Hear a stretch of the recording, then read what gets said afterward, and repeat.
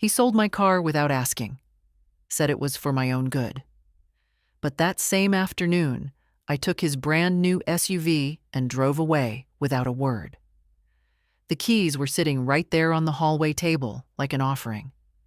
Maybe he thought I wouldn't notice my old Chevy missing, or maybe he thought I wouldn't do anything about it. He's always underestimated me, even when he was a boy, especially now that I'm 74 and, as he calls it, vulnerable. I'm not vulnerable. I'm angry. He came in that morning, all smiles, hugging me too hard, saying things like, "Mom, you'll thank me one day." I should have known something was off.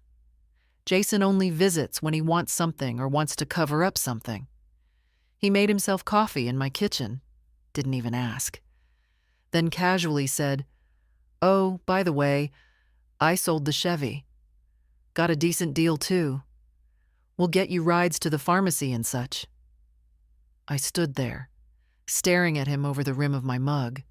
He sold my car. My name was on the title.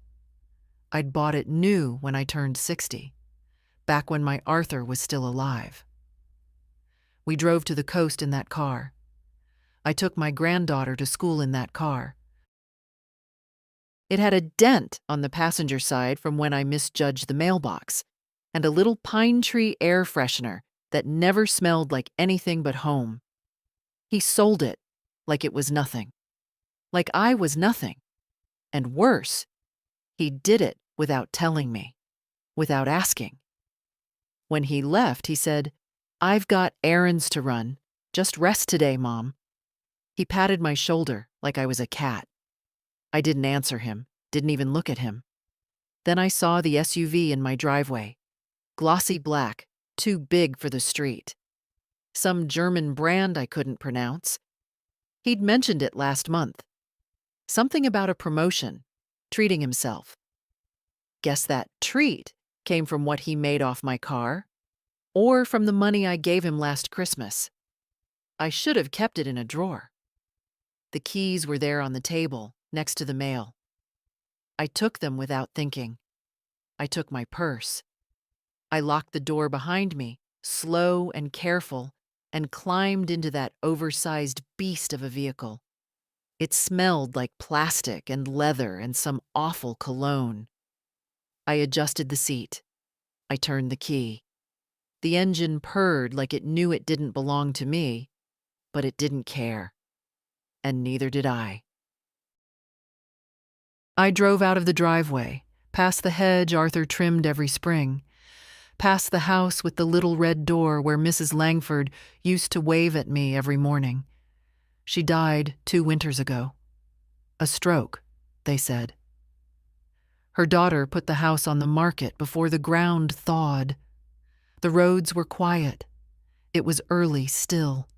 Sunlight crept through the branches like a secret. For a moment, I felt like I was 20 again, stealing away from my father's farm in the old Ford pickup to meet Arthur at the reservoir.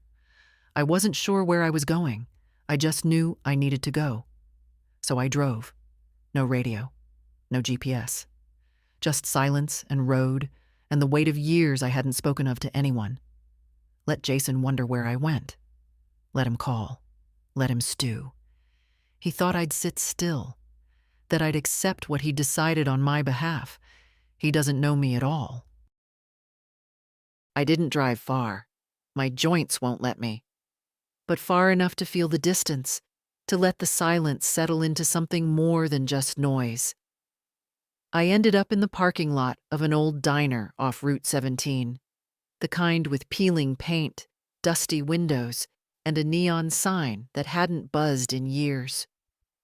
We used to stop there when Arthur and I went on long drives. He loved their meatloaf. I loved their pies. Not for the taste, but because they reminded me of summers from long before. Sun, sweat, and the clink of real silverware on porcelain plates. The place hadn't changed much. Still had the same faded booths, the same old man behind the counter with his crossword and a pencil tucked behind his ear. He looked up when I walked in. nodded like I'd just been there yesterday. "Coffee?" he asked. "Yes, please," I said, sliding into a corner booth. The SUV was visible through the window, like some alien creature among the rusted pickups and battered sedans. It didn't belong here. Neither did Jason, really. He always said he hated these dusty places, said they made him itch. I suppose memory does that to men who spend their lives running from it. I sipped the coffee. It was awful and perfect. Bitter, hot, honest. I didn't bring my phone, didn't need to. Jason was probably calling every 5 minutes by now, pacing in his expensive shoes, wondering whether to call the police or the press. I smiled into the cup. He could wait. For once, I'd left him hanging. I remembered the first time I bought the Chevy. Arthur and I had just paid off the mortgage. We took some of our savings. The portion he said was for whatever Martha wants. And we went to the dealership. I didn't pick the cheapest or the prettiest. I picked the one that made me feel solid behind the wheel. I signed the papers myself. Arthur didn't even ask the price. He always said, "A woman's got to have something that's hers. Otherwise, the world will take everything." I didn't understand that back then. I do now. Jason never liked the Chevy. Said it was too old, too slow, too everything. Every time he came over, he'd mention a trade-in, a deal he saw, a friend at a dealership. I always said no.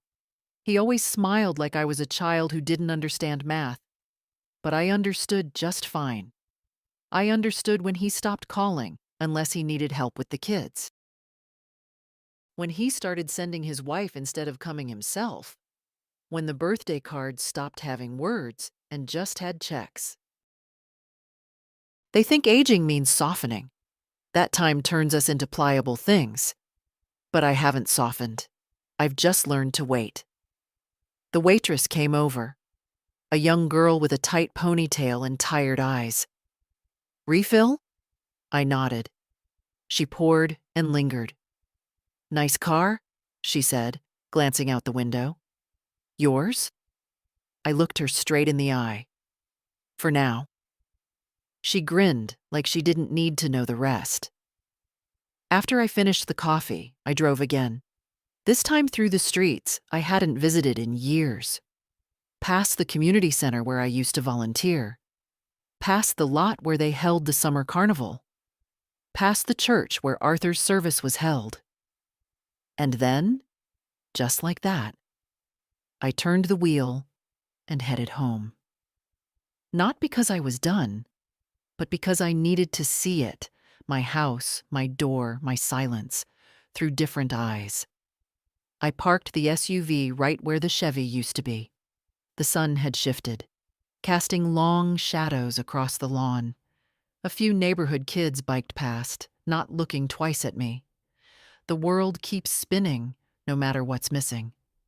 Inside, the house smelled like lemon cleaner and old paper. Jason's cologne still hung faintly in the hallway. He'd probably come by while I was out, snooping, fretting, checking the mailbox like it might contain a clue. I took off my coat, hung it neatly. Then I sat at the kitchen table and pulled out my notepad.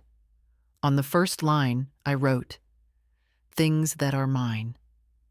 And under it, my house, my name, my memory, my silence, my decisions. I underlined the last one. Twice. Let Jason wonder. Let him worry. This wasn't about revenge. It was about remembering who I am, and making sure he does too. The first call came at 1:17 p.m. I let it ring. By the third call, I'd turned the ringer off entirely. The phone sat face down on the kitchen table, vibrating occasionally like a small, frantic animal. I didn't touch it. Let him stew. I imagined the scene playing out in that pristine suburban driveway of his. Jason stepping out with his phone to his ear, half smiling, thinking I'd be ready to thank him for sorting out the car situation. Then that slow shift in his expression, like a curtain being pulled back. The spot where the SUV should have been, empty, his head tilting. A pause. Another glance at the spot. Still empty. Maybe he thought it had been stolen. Maybe he thought I'd had a senior moment and wandered off. He'd like that, wouldn't he? It would fit the narrative.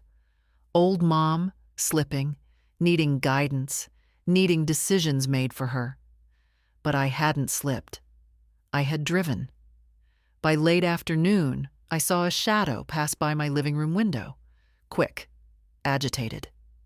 A knock followed. 3 sharp raps, no hesitation. Jason. I stayed seated. "Mom," he called through the door. "You home?" His voice was tight, that edge he gets when he's pretending not to be angry. I didn't answer. I sipped my tea. "I've been calling. Can you open the door, please? I just want to talk." He paused. "Look, I'm sorry about this morning. I didn't mean to surprise you like that." I almost laughed. Didn't mean to surprise me, as if selling someone's property behind their back is a birthday prank gone wrong. He waited a few seconds, knocked again. "Is the SUV here? I mean, it's fine. I'm not mad. Just, can we talk?" He sounded less sure now. That's the thing about people like Jason. They're used to being in control, used to arranging the pieces, knowing where everyone stands. The second something shifts, the second someone refuses to play, they start flailing. Eventually, his voice dropped lower. I couldn't make out the words. Maybe he was on the phone again. Maybe with the police. I half hoped he'd try to report the car stolen. That would be a fun conversation, explaining to the officer that he'd sold his mother's car and I'd driven off in his without asking. 2 can play that game. I stayed quiet. After a while, I heard footsteps retreat. A car door slam. The sound of an engine roaring off, too fast for a residential street. Only then did I move. I went to the window, pulled the curtain just enough to watch him drive away in some loaner, or maybe an Uber. He hadn't even noticed the SUV parked under the carport, tucked just enough into the shadows. It was still there, large and smug, like it belonged to someone who didn't take orders. I didn't feel triumphant. I felt steady. There's a difference. I sat back down and opened the drawer where I kept my oldest things. Not documents, not yet.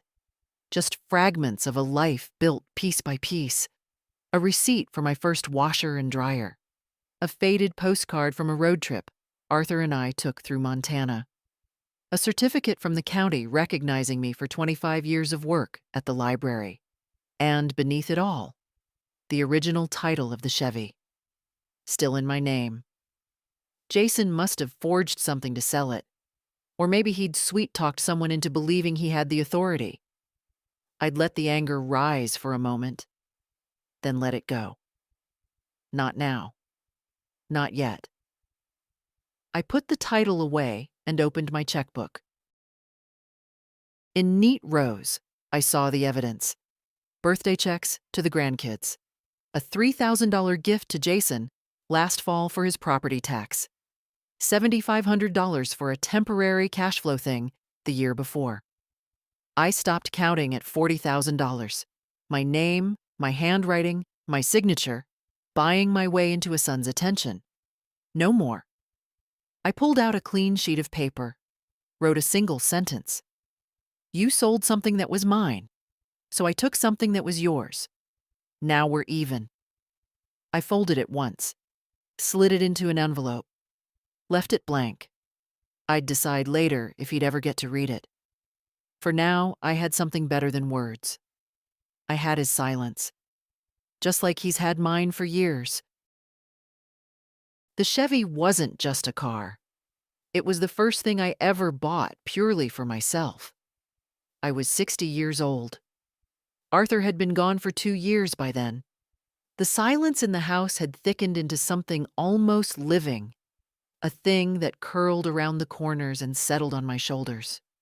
I kept busy, of course. Volunteered at the library. Helped with the church bazaar. Took long walks through neighborhoods I didn't live in. But nothing filled the space he left. One morning, I woke up, looked out the window, and realized my old sedan, the one Arthur used to drive, was still sitting in the driveway like a ghost. It hadn't moved in months. I hadn't driven it since the day I brought home his ashes. Something about it felt wrong, like trying to wear someone else's shoes. So I sold it. Got a few $100s, cash. Jason thought I was being impulsive, said I should let him help, said I should lease something newer, safer. But I didn't want a lease. I didn't want paperwork or salesmen with rehearsed smiles. I wanted something I could buy outright, something I could drive with my name on the title and no one else's hand on the wheel. That's how the Chevy came into my life. It wasn't flashy. 4 doors, deep blue, just a few years old. A retired couple had owned it before me, kept it clean, low mileage. The dealership manager raised an eyebrow when I said I'd be paying in full. I wrote the check, signed the documents, and drove it off the lot with the windows down and the radio off. That drive home was one of the first times I felt like a whole person again. Not a widow, not a mother. Just Martha. A woman behind the wheel of her own life, if only for a stretch of quiet road. That car took me everywhere. I drove it to the farmer's market every Saturday, rain or shine. Took Rebecca, Jason's oldest, to ballet when Marlene got too busy. Hauled quilts to the church raffle, pies to the county fair, bags of groceries to neighbors who didn't ask. When I felt sad, I'd go for a long drive and talk to Arthur as the trees whipped past. Sometimes I swore I could hear him answering. I kept the glove box neat, registration, tissues, peppermints, a flashlight. In the back seat, there was always a folded blanket, just in case. The trunk had jumper cables I never used, but it made me feel responsible having them. The gas cap stuck sometimes. You had to jiggle it just right. I never minded. Jason minded. He called it that dinosaur. Said it rattled. That the air conditioning smelled funny. That I was too old to be driving around alone in something that didn't have rear cameras or lane sensors. He always couched it as concern. "I just don't want anything to happen to you," he'd say, while tapping away on his phone. "I worry, Mom." But he never worried when he needed a loan. Never worried when I was alone on holidays. Never worried when I spent 3 days in the hospital last year, and he sent flowers. Not a visit, not a call. Just a vase of limp lilies with a card signed by his assistant. He didn't worry then, but that car, my car, represented something he couldn't control. Something he hadn't arranged or approved or provided. It was mine, and that was inconvenient. So he got rid of it. I imagined the conversation he must have had at the dealership. "She's getting older, you know. She'll be safer without it." And maybe he believed it. Maybe he really thought selling it was the right thing to do. But he didn't tell me. That's what stung. Not the loss of steel and rubber and keys, but the quiet assumption that I didn't deserve to be asked. I poured myself another cup of tea and stood at the window. The SUV still sat there, polished and proud. I saw my reflection in its glossy surface. An old woman in a cardigan, arms crossed. Let him come looking, let him explain. He didn't ask when he took what was mine. He won't get to ask when I take what's his. I was never careless with money. Arthur used to joke that I could stretch $1 into next week. He wasn't wrong. We raised Jason on a single income for a time when Arthur's construction work dried up in the winters. I worked part-time at the library, baked for extra cash, sewed patches into every pair of Jason's jeans until the cloth itself gave up. We made it work. Quietly, steadily. No drama. Just discipline. That never changed. Even after Arthur passed. Even after the Social Security checks started coming with my name alone. I lived within my means. Paid off my mortgage early. Kept my pantry full and my debts empty. And when I turned 70, I finally let myself enjoy a little. Better groceries, a comfortable recliner, fresh paint for the bedroom. Jason called it old lady nesting. He said it with a smile, but I remember the tone underneath. He's always had this idea that I don't know how to handle my own finances, that I should let him streamline things. A few years ago, he convinced me to let him set up online access to my accounts in case of emergency. He said it would be easier if he could monitor things, help me stay organized. What he really meant was easier for him. At first, it was just small things. He'd call and mention a recurring charge he noticed, a duplicate payment. Nothing major. But then came the suggestions that I consolidate my savings, that I let him manage my investment account, that I transfer the bills so he could keep track of due dates. And like a fool, I agreed to some of it. Not because I trusted his judgment, but because I was tired. Tired of defending my independence. Tired of being the difficult old woman who still balanced her checkbook by hand. But today, I wasn't tired. I was clear. At 10 o'clock sharp, I walked into the local bank branch with a folder under my arm. The same branch manager, Nancy, greeted me like she always did. Polite, but brisk. She probably assumed I was there to report a lost debit card or ask about interest rates. I need to change access permissions on my accounts, I said. Effective immediately. She blinked. All right, Mrs. Mercer. Do you have someone specific in mind? Yes. My son, Jason Mercer. He no longer requires access. Her pen froze midair. I believe he's currently listed as a limited account manager on 2 of my checking accounts and has visibility on my savings. I want that removed, and I'd like to set up new alerts to come only to me. Nancy straightened. Understood. May I ask if something prompted this change? I gave her a level look. Nothing I care to share, but I'd like to get it done today. It took about 40 minutes. Paperwork, verifications, polite computer clacking. I signed forms without hesitation. I didn't feel sentimental. This wasn't punishment. It was just necessary. When she was done, Nancy pushed the final document across the desk. You're all set, she said. Would you like to add anyone else to the account access in the future? Yes, I replied. My granddaughter, Rachel. But not today. She smiled gently. Of course. I stepped out into the morning air feeling lighter. Not younger. I wasn't chasing that illusion, but more myself, more present. The kind of woman who knew where every cent went and who had permission to say no when it mattered. I walked 2 blocks to the post office and bought a fresh book of stamps. No one sends letters anymore, but I still do.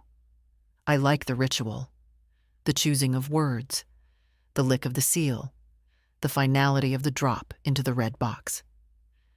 That afternoon, I sat at my kitchen table and wrote a short letter to my lawyer, Harold Price, Arthur's old friend.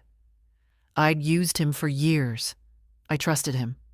Dear Harold, I'd like to schedule an appointment at your earliest convenience. I have changes to make regarding financial access and personal directives.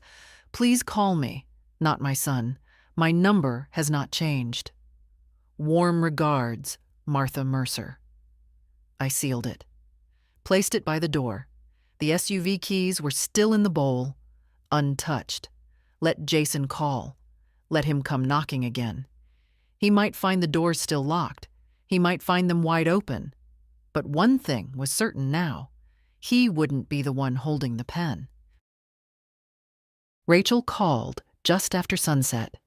Her voice always had a lilt to it, even when she was worried. "Hi, Grandma. You okay?" I smiled, though she couldn't see it. "Why wouldn't I be?" "Well," she hesitated, "Dad's been pacing the driveway like a raccoon on espresso, and Mom's been calling people in hushed tones for hours. I figured something was up." I stirred my tea. "I imagine they're just having a busy day." A pause. Then, "Did you take his car?" The way she said it, no judgment, just curiosity, made me laugh. A short, dry sound that surprised even me. "I borrowed it," I said. Seemed fair. Another pause. Then Rachel laughed too. A clear, honest laugh that reminded me of a time long ago when she used to sit in my back seat kicking her sneakers against the upholstery, asking if we could get ice cream again. "Grandma," she said, still chuckling, "you're kind of a badass."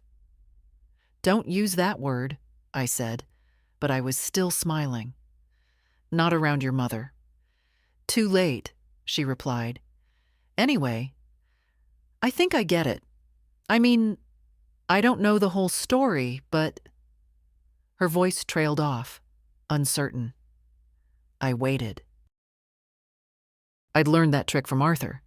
Let the silence stretch, and people will fill it with the truth. She sighed. "Dad's been weird lately, controlling. He treats you like, I don't know, like you're fragile, but you're not." "No," I said. "I'm not." "And the car, your car, he told us he traded it in, but he didn't say you didn't know. That part came out today." I didn't say anything. I didn't need to. "He shouldn't have done that," Rachel added. Quiet now, almost ashamed. "No," I agreed again. "He shouldn't have." For a moment, we both just breathed on the line, a kind of gentle understanding sitting between us. "I'm not calling to fix anything," she said at last. "I just wanted you to know I'm on your side. If there is a side." "There isn't," I said. "But thank you." She sniffed. "You think he'll come around?" "No," I answered simply. "But that's not the point." Rachel was silent again. Then, softer. "Do you want me to come over? I can bring Thai food." That tugged at something. She was the only one who ever asked if I wanted anything. Not what I needed or what was practical, but what might simply bring comfort. "Not tonight," I said. "But thank you, darling." "Some other time?" "Okay," she said. "But seriously, if you need backup, I have a driver's license and a questionable sense of diplomacy." I laughed again. "I'll keep that in mind." We said our goodbyes. When I hung up, I sat quietly in the dim kitchen, the light overhead buzzing faintly, my hands warm from the tea. Rachel had always been different.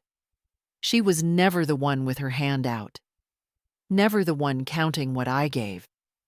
She came by with books, not bills. She asked about my headaches, remembered my birthday without Facebook reminders. She made me feel seen, not just as a grandmother, but as a person, a woman, a mind. And now she had noticed the shift.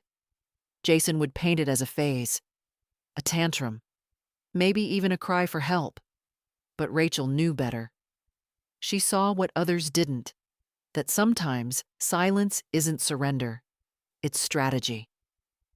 I looked at the note I'd written earlier, the one folded neatly in the envelope by the door.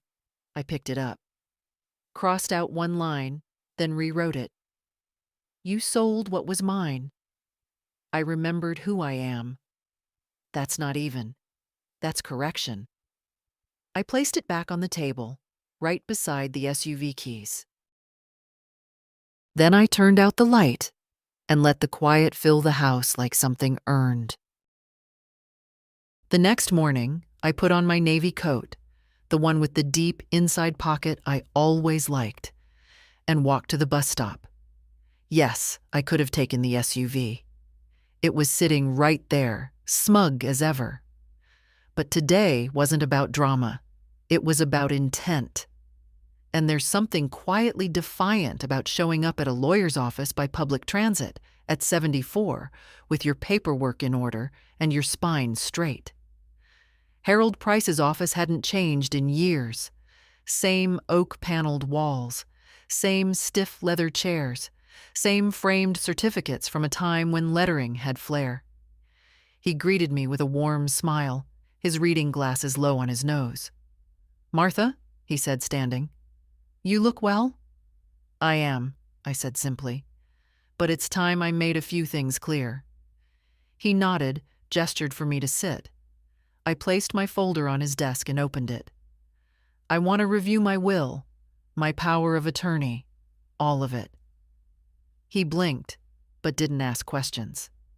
That's one reason I always trusted Harold. He knew when to keep his mouth shut and his pen moving. We spent over an hour going through the documents. My current will still named Jason as executor.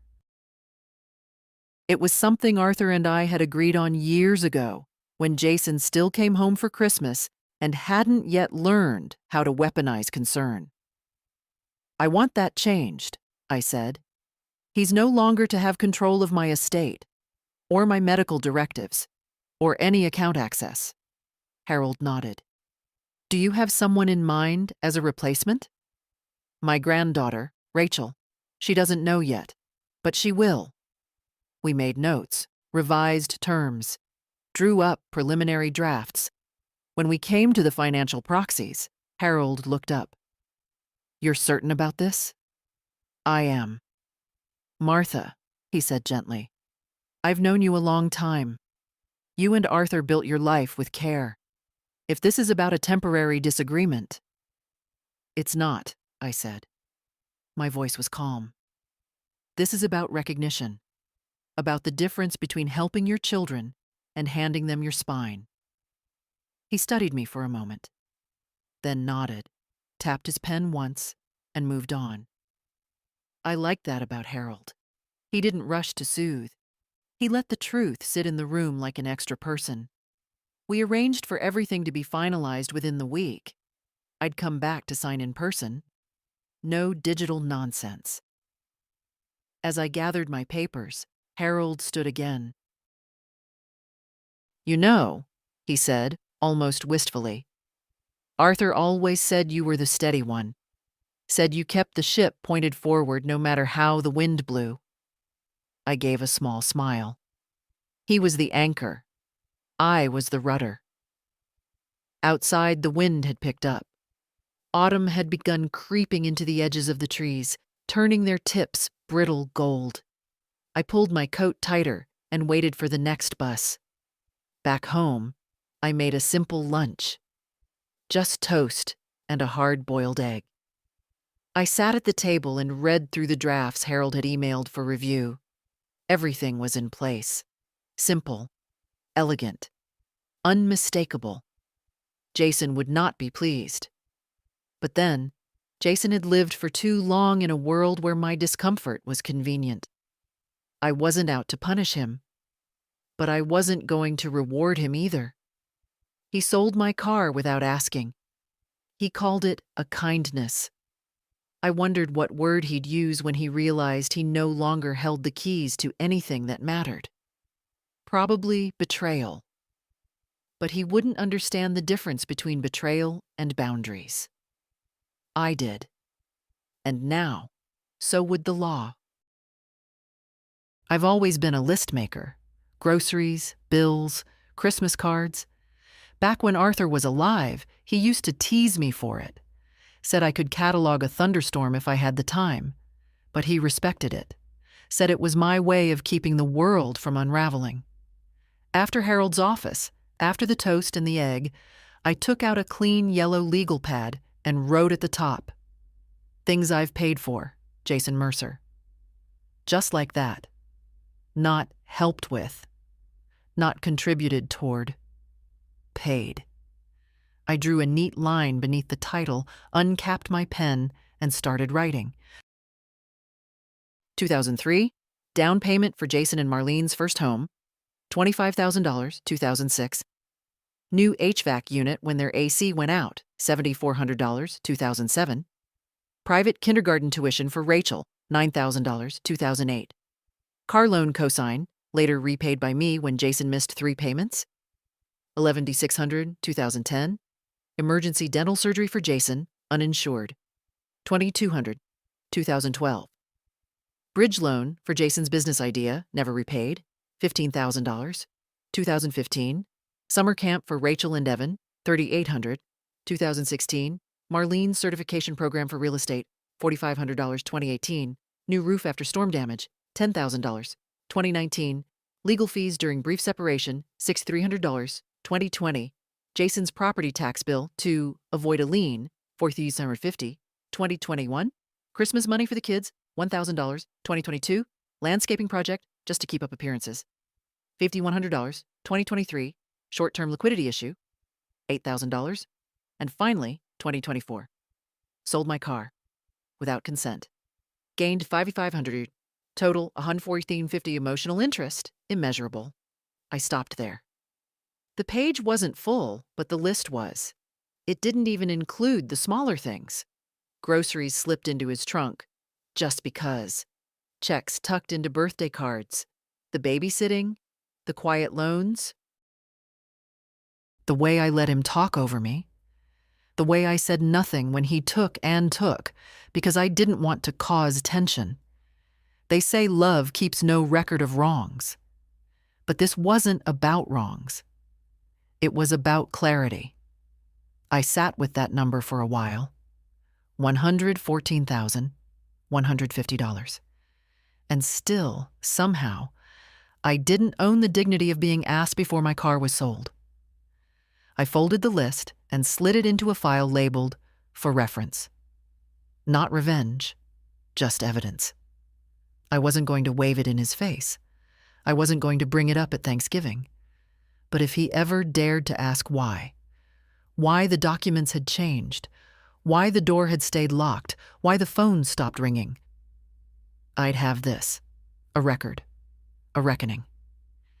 In the evening, I sat on the porch and watched the sky change colors like a secret being told slowly. A boy on a bike rode past and waved. I raised my fingers in reply.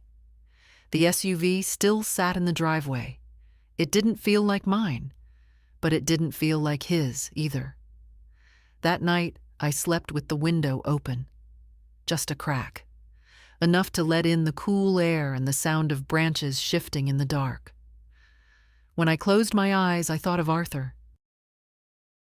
Of the time he came home with a single Gerbera daisy and no explanation.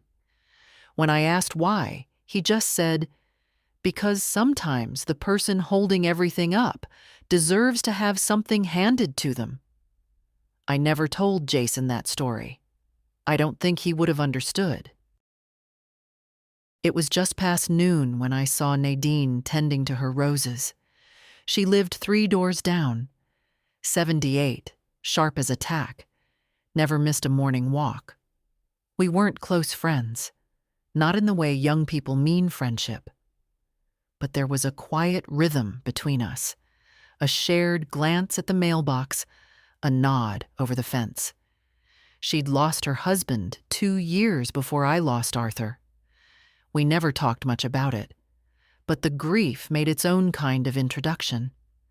That day, I walked down with a pitcher of iced tea and 2 glasses. No announcement, no invitation.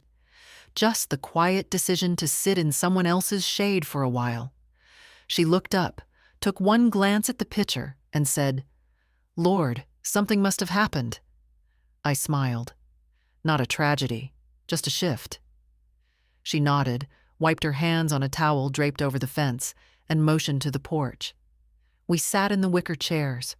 Her roses climbed the trellis beside us, stubborn and beautiful. After a long sip, she said, "So, what did the boy do?"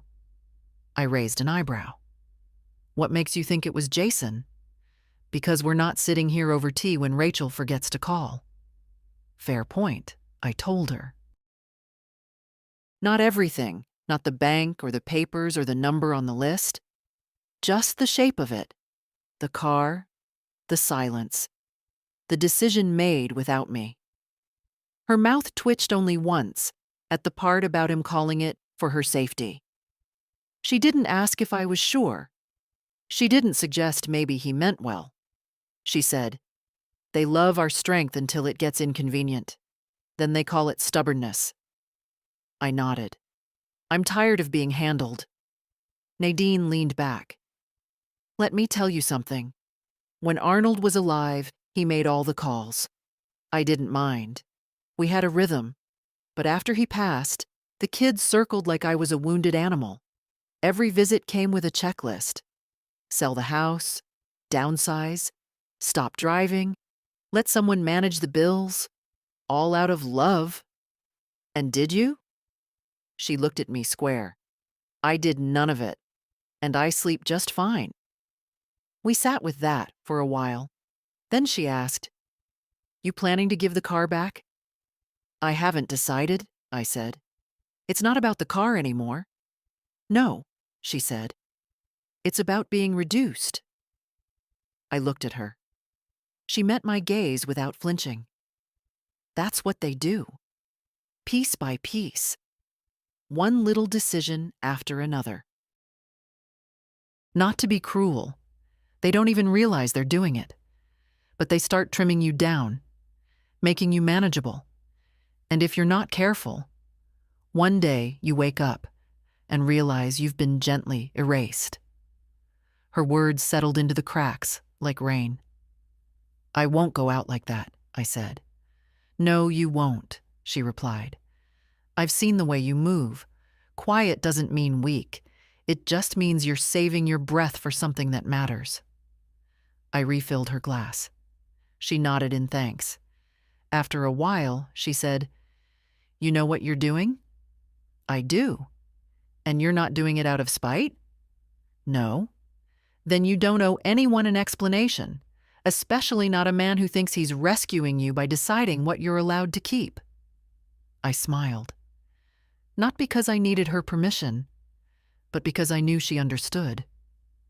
When I walked back home, the sun was high and warm on my back, the kind of warmth that feels earned, not given. The SUV was still there. So was the silence, and both, for the moment, belonged exactly where they were. I was clipping dead leaves off the porch fern when his car pulled up. Not the SUV, of course.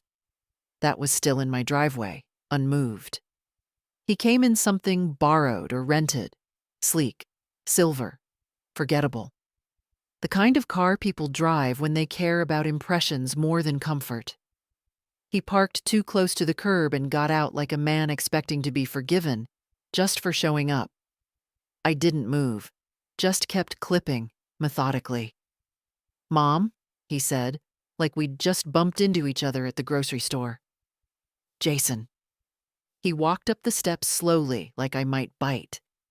He had that practiced smile, the one he used at barbecues and client dinners, the one that said, "I'm composed, even when everything's a mess." "I've been trying to call you," he said. "I noticed." He waited for an opening. None came. I know you're upset," he began. I stopped clipping, looked at him. "I'm not upset," I said. "I'm clear." He blinked. "Clear about what?" "That I no longer accept decisions made for me." "Mom, you sold my car, Jason, without asking. You didn't even think I deserved to be told." "I was trying to protect you. That thing was ancient, unsafe." I raised an eyebrow. "Funny." "It never failed me. Not once. Unlike some people." He sighed, shifted his weight. Can we talk inside? No. He blinked again. No? I didn't stutter. He looked past me into the house, like the answers might be in the curtains or the lamp. I think this is getting out of hand, he said, more to the porch than to me. You're not in charge of the scale anymore. That landed. He stiffened, dropped the fake casual tone. Okay, fine. You took the SUV. I shouldn't have touched your car. But can we stop playing this game now? I let that hang between us. I'm not playing, Jason. I'm reclaiming. His jaw tightened. Do you want me to apologize? Is that what this is? No, I said. I want you to understand that you crossed a line, and that from now on, there are consequences. Mom, he said, taking a step forward, lowering his voice like I might be irrational, like I might need soothing. Don't make this bigger than it needs to be. Let's talk. Like adults. I stared at him. I am talking, and I'm not the one who shrank me down to a liability on your checklist. He opened his mouth, closed it. Then, Marlene's embarrassed. Rachel's confused. Everyone's asking questions. They'll survive. And what should I tell them? That my mother's lost her mind and stolen my car? Tell them I remembered where I parked my dignity. He exhaled sharply, anger starting to show now. You're being unreasonable. No, Jason. I was unreasonable for decades. Reasonable meant saying yes to everything, smiling through disappointment, accepting that your comfort mattered more than my boundaries. That was unreasonable. He didn't answer. I turned back to the fern. I'm not letting you in today, I said. Not because I hate you, but because I need space, and because you need silence. Mom, I'm your son, and I'm still your mother. He stood there, caught in his own logic, then shook his head, muttered something, and walked back to the car. Didn't slam the door, didn't peel off, just drove away. I watched until the silver disappeared around the bend. Then I went inside. And for the first time in a long time, I locked the door not out of fear, but choice. He came back the next day. This time, he didn't park on the street. He pulled halfway into the driveway, as if claiming territory. The SUV still sat there, clean and silent, unbothered by the chaos it caused. I was in the kitchen when I heard his footsteps on the porch. The knock was louder now, not angry, but controlled, practiced. The kind of knock that says I'm being calm on purpose. I opened the door but didn't step aside. Jason. Mom. We stood there like two people meeting in the middle of a chessboard. I need to speak with you, he said. So speak. He looked past me again, then straightened. His voice went low. I talked to the dealership about the car. I figured you would. They said I signed the paperwork, that it was legal. But it was your car, Mom. It was still in your name. It was, I said. He waited. Wanted me to explain something. I didn't. And now the SUV is gone, he added. No one knows where it is. It's not gone, I said. It's in the driveway. I mean, it's not where it's supposed to be. Ah. He took a deep breath, trying, really trying, not to lose control. I could see it in the way his fingers curled into his palms. I'm asking you to return it. No. His mouth twitched. Then I'll have to involve the police. I nodded. You should. Be sure to tell them everything. That you sold a vehicle that didn't belong to you, that you forged implied consent, that the money went into your account, that I responded by driving a car registered in your name but paid for with money you pulled from the sale of mine. He didn't speak. You can even show them the texts, I added. If you're honest enough to admit you didn't send any. Jason's shoulders dropped slightly, not in defeat, just in the slow realization that this wouldn't go his way. I didn't mean for it to turn into all this, he said, quieter now.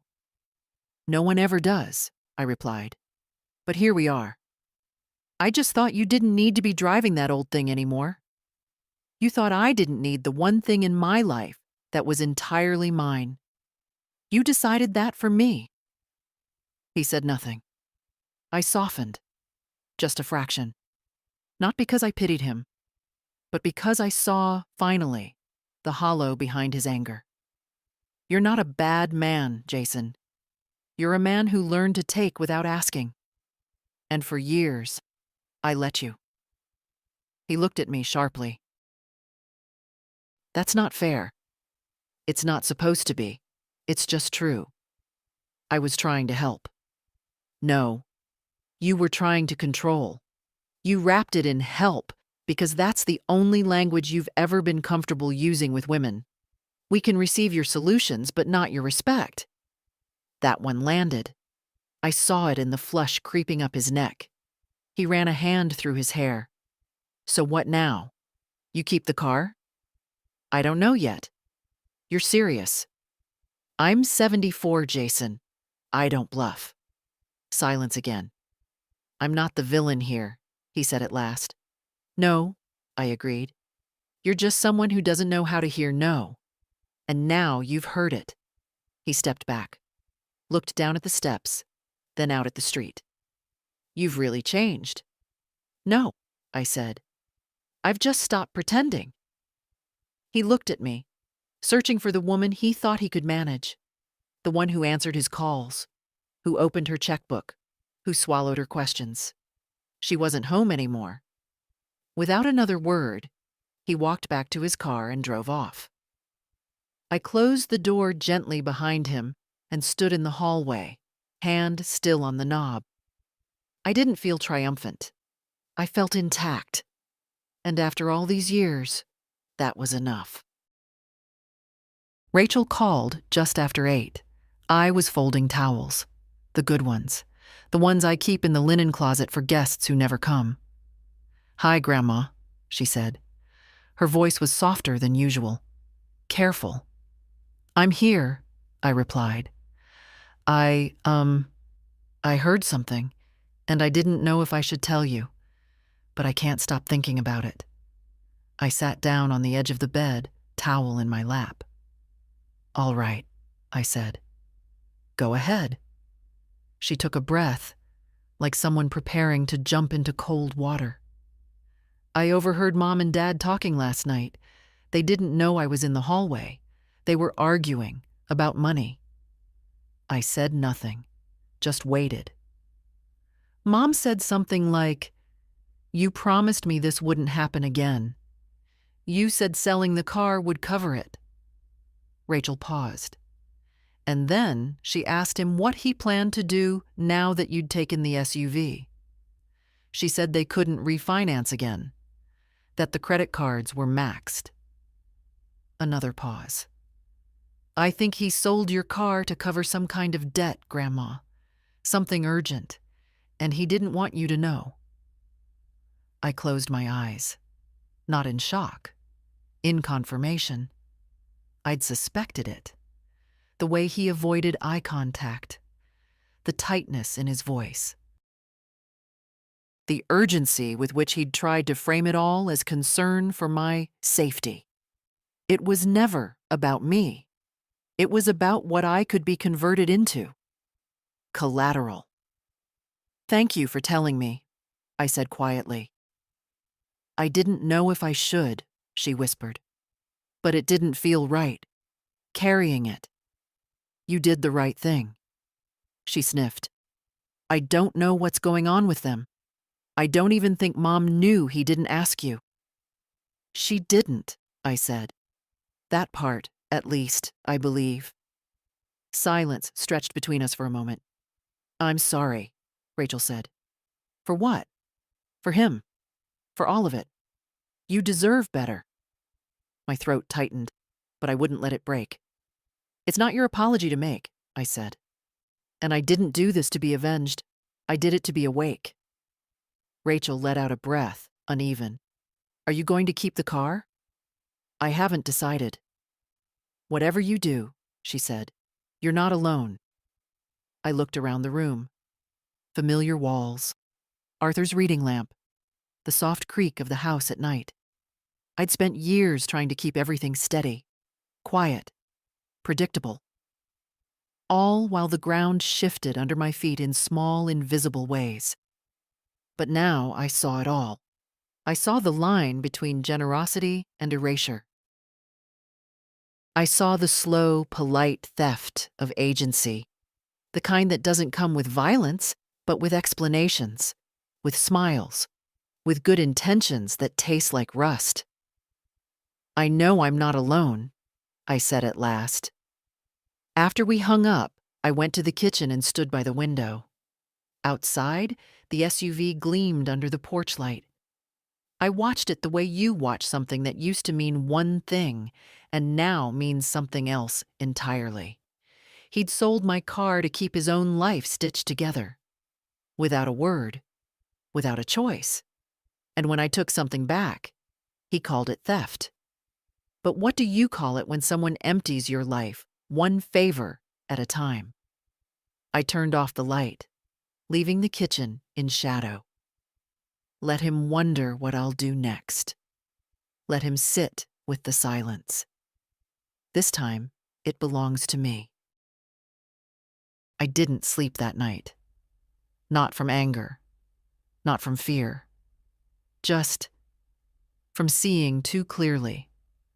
There are moments in life when the curtain lifts, not with drama, not with fire, just a slow, steady rise, and you're left looking at the truth in full daylight. And you can't unsee it. I sat in the living room, the lamp on low, the house hushed. My hands folded in my lap like they used to be when Arthur and I sat through church services. Attentive, but quiet. Only this time, the sermon came from inside. Jason sold my car to pay for his mistake. He didn't ask. He didn't explain. He didn't trust me enough to tell the truth. But he trusted me enough to clean up after him. That was the final crack. Not the car, not the money, but the assumption that I would carry the weight silently, that I'd rather be shielded from the ugliness than respected with the truth. He thinks I don't need it. Truth. He thinks I want comfort. He doesn't understand that I've lived through too much to find comfort in lies. By morning, I'd made up my mind. I called Harold's office at 9:03 a.m. He picked up himself, which surprised me. I'm ready, I said. Let's finish the paperwork. He didn't ask questions. He just gave me a time. By lunchtime, I was seated in his office, pen in hand, reading the documents line by line. No rush, no blinking. I removed Jason as executor, removed him from medical decisions, removed him from every future role that required trust. And I gave it all to Rachel. Not because she's perfect, not because I want to punish him through her, but because when she called me that night, voice shaking, honesty straining through fear, she did something her father hadn't done in years. She told me the truth even when it was messy. She saw me. That's what this was really about. Not vengeance, not even fairness, but visibility. I've spent too many years being useful but invisible. Quiet but needed. Generous but managed. Loved in that cold, practical way some people reserve for their aging parents, but never fully known. And now I was done with that version of love. Harold handed me the last page. If you're sure, he said gently. I'm certain. I signed, one stroke at a time. Slow, final. When it was done, he nodded. You don't need to explain, he said. I know, I said, but I'll tell you anyway. And I did, in brief, simple terms, not the drama, just the facts. He didn't interrupt, just listened. When I left the office, the air felt lighter. The sun wasn't warm, not in late fall, but it touched my skin like recognition. I stopped by the grocery store on the way home, bought milk, apples, a tin of sardines I didn't need but used to keep around for Arthur. Out of habit, maybe, out of respect. Back at home, I placed the documents in the fireproof box I keep in the hall closet, tucked in neatly, labeled clearly. If something happened to me tomorrow, Rachel would find everything in its place, and Jason would find nothing left to claim. No control, no rights, no handles.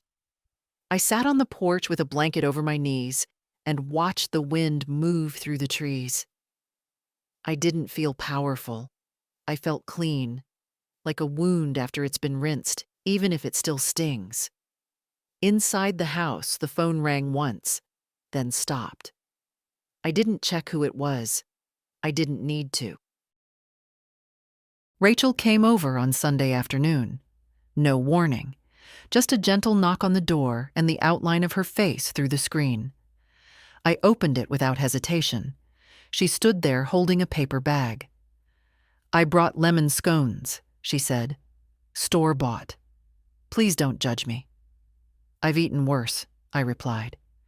She smiled, a little unsure, and stepped inside. We sat at the kitchen table. No tea, not yet. Just silence at first, but a warm kind, the kind that sits between people who no longer need to fill it. "I don't know where to start," she said. "Then don't start," I said. "Just be here." She looked down at her hands. Her nails were chipped. She'd always chewed them when she was thinking too hard, just like her father used to, back when he still thought out loud. Finally, she asked, "Did you really change everything?" "Yes." Her eyes met mine. "All of it?" "All of it." She didn't flinch. "Why me?" I took a moment. "You're not a child anymore, Rachel. You see things, not just what people say, but what they mean. You've always done that. And more than that, you've never tried to use it to your advantage." She opened her mouth, then closed it again. "You never asked for anything," I said. "You just showed up. You saw me. Not as a burden, not as a task, but as a person. That's rare. I don't know what to say. You don't have to say anything. But what if I mess it up?" "You will," I said. "Eventually. Everyone does. But not because you're careless, because you're human, and because life never plays fair. I'm not leaving you a kingdom. I'm leaving you trust. It's different." She nodded slowly. I could see the weight of it settling on her shoulders, but not crushing her. She was thinking, not about money or documents, but about the shape of responsibility. "I talked to Dad," she said softly. I said nothing. "He's angry, confused. I don't think he really understands what he's done. Or maybe he does and just doesn't know how to admit it." "Maybe both," I said. "He thinks you're punishing him." "I'm not." "I know," she said. "But he doesn't know how to tell the difference." I reached for her hand. She let me hold it. "He took too much for too long," I said. "Not just money, he took space, voice, assumption, and I let him, because I thought it was kindness. Because mothers are told that sacrifice is a virtue." Rachel's throat moved, but she didn't speak. "I'm not angry at him for needing," I said. "I'm angry that he thought he didn't need to ask." She swallowed. "He's not going to come around soon, maybe not ever. I'm not waiting." The kitchen was quiet. The house, old as it was, held still with us. No creaks, no distractions. Just two women, not child and grandmother, but equals, looking at something unspoken and not blinking. Rachel looked at me. If you ever change your mind, I won't, I said. But thank you for leaving space for that. We sat there a while longer. Eventually, I put the kettle on. She set the table. We didn't talk about wills or cars or men who disappoint us. We talked about fall recipes, about the neighbor's cat, about the fact that someone had painted their house purple down the street, and how proud we both were that it didn't look awful. Before she left, she paused at the door. You know, she said, I used to think getting older meant getting smaller, quieter, less. That's what they want us to think, I said. She tilted her head. And what is it really? Getting older, I said, is finally being loud in your own voice, even if it's quiet. She smiled, kissed my cheek, and left. After the door closed, I stood for a moment in the hallway, one hand resting lightly on the frame, not to hold myself steady, but just to feel the wood. Old, strong, unbending, beneath my palm. Like something remembered, like something earned. I gave the car back, not as a gesture of peace, not because he asked, because I didn't want it anymore. I called a tow service myself, told them the SUV belonged to my son and that he could sort out the paperwork. They came 2 days later, flatbed, humming in the driveway like a gentle goodbye. I watched from the porch as they loaded it up. No sadness, no vindication, just space. Finally, space. It pulled away at dusk. I didn't tell Jason. I didn't need to. I knew he'd find out. The next day, an envelope arrived in the mail. No return address, but I recognized his handwriting on the back. Inside was a check. $5,500. The amount he'd gotten for the Chevy. No note. No apology. I placed it on the kitchen counter and stared at it for a long time. Then I tore it in half. Once, then twice. The paper made a sharp, clean sound, like something being finalized. I didn't need his refund. That wasn't what had been taken. He hadn't stolen a car. He'd stolen choice. And now I'd taken it back. I spent that afternoon cleaning out the garage. It still smelled faintly of motor oil and pine from the old Christmas boxes. I swept it end to end, pulled the folded lawn chairs down from the rafters, and opened the back cabinet where Arthur used to keep his tools. Most were still there, rusted but familiar. I found the tin box where I kept the last of the Chevy's things, the spare key, the registration stub, a faded photo of me standing beside it the day I brought it home.